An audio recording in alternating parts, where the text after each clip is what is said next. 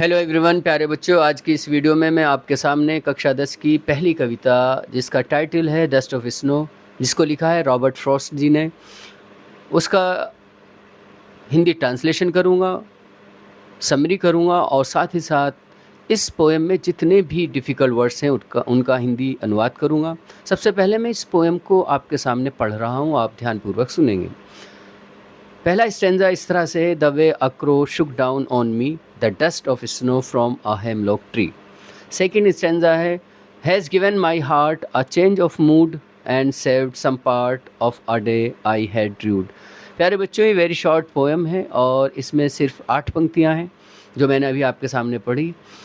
इसके पहले स्टैंजे का मैं ट्रांसलेशन कर रहा हूँ और उसको दोबारा से पढ़ रहा हूँ कि कुछ इस तरह से है ये stanza, the way a crow shook down on me the dust of snow from a hemlock tree. इस पहले श्लोक में कवि कहता है कि सर्दियों के मौसम में एक दिन वे रास्ते में था, अर्थात खुले में घूम रहा था। अचानक एक कौवा उस पर एक हेमलॉक पेड़ से बर्फ़ की धूल को हिलाता है, अर्थात जो आकाश से बर्फ़ बरस रही थी, वो हेमलॉक पेड़ पर जो जमी हुई थी, उसको एक कौवा आता है और पेड़ हिलाने की वजह से वो जमी हुई बर्फ़ या बर्फ़ की फुहार कवि के ऊपर गिरती है। दूसरा स्टैंजा है, has given my heart a change of mood and saved some part of a day I had rued. कवि कहता है कि कौवा, बर्फ़ की धूल और हेमलॉक के पेड़ ने उसके मन को बदल दिया, परिवर्तित कर दिया। अर्थात जब बर्फ़ की धूल जो काफ़ी हल्की होती है कवि पर गिरती है तो उसे अच्छा महसूस होता है और उसे लगता है कि दिन का कुछ हिस्सा जो बर्बाद हो गया था वह बच गया। प्यारे बच्चों, ये इस कविता का हिंदी अनुवाद था जो मैं अभी आपके सामने प्रस्तुत कर रहा था। अब मैं आपके सामने इस कविता का सारांश अर्थात समरी को रख रहा हूँ, आप इसको ध्यानपूर्वक सुनेंगे।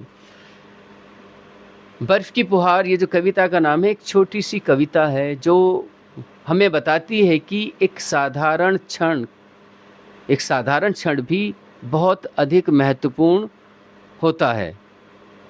हम सोचते हैं ना बच्चों कि जो छोटी चीज़ है उनकी कोई वैल्यू नहीं है, ये एक पल की या एक लम्हे की कोई औकात नहीं है, तो हमें ऐसा नहीं समझना चाहिए। हर चीज़ की, चाहे वो कितनी ही छोटी है, कितनी ही मामूली सी है, उसकी एक वैल्यू है। तो यहाँ भी ये बताना चाह रहे हैं कि एक साधारण क्षण भी बहुत अधिक महत्वपूर्ण होता है। हेमलॉक वृक्ष पर बैठा हुआ एक कौवा बर्फ़ की फुहार को हिलाकर कवि के ऊपर गिराता है। ये साधारण सी घटना कवि के मिजाज को बदल देती है। वे पछताकर दुख में दिन का एक हिस्सा नष्ट कर देता है। अर्थात कवि डिप्रेशन में था, उसकी मनोदशा सही नहीं थी और उसने अपना आधा दिन उसी मनोदशा में, निराशा में निराशा में उसने अपना आधा दिन गुजार दिया था, नष्ट कर दिया था। लेकिन अब वह मिजाज बदलने पर दिन के शेष भाग का उपयोग किसी अन्य उपयोगी गतिविधि में करना चाहता है। जब उसके ऊपर हेमलॉक वृक्ष से बर्फ़ की फुहार उस कौवे ने गिराई और उसकी मनोदशा परिवर्तित हुई। अब कवि जो पहले निराशा में खोया हुआ था, उदास था, अब उसका मन तरोताज़ा हो गया, उसकी मनोदशा बदल गई। तो अब जो ये दिन का बाकी हिस्सा बचा है, कवि चाहता है कि वह इस बचे हुए हिस्से को किसी उपयोगी काम में खर्च करे।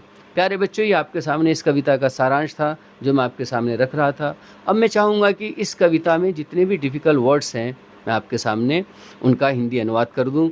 सबसे पहला वर्ड है यहाँ पर डस्ट। डस्ट का अर्थ होता है धूल और हेमलॉक जो होता है वो एक विषैला या एक बहुत ही कड़वा पौधा होता है जिसको हम बेलेडोना बेलेडोना के नाम से भी जानते हैं।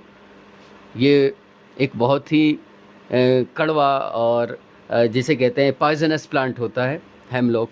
इसके अलावा एक वर्ड है यहाँ पर चेंज ऑफ मूड। मूड होता है चित्त अर्थात मन।